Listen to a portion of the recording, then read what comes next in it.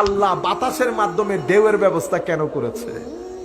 কিছুদিন আগে আমি চাঁদপুরে গেলে আমাদের এক ছেলে মাছের চাষ করে, সে দেখি চতুর্দিক থেকে পানির ফোয়ারা দিয়ে রেখেছে যাতে পানি মুভ করে।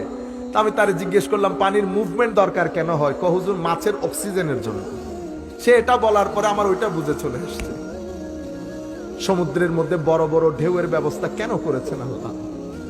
অসংখ্য সমুদ্রের ভিতরে আল্লাহ পাক জানে আল্লাহ কি বানিয়েছে, তো তাদের অক্সিজেনের দরকার নাই। আমার আল্লাহ বাতাসের মাধ্যমে ঢেউয়ের ব্যবস্থা করেছেন, ঢেউয়ের মাধ্যমে মাছের অক্সিজেনের ব্যবস্থা করেছেন। কত আজিম রব, কত আজিম রব। আল্লাহু আকবার বলেন, আল্লাহু আকবার বলেন।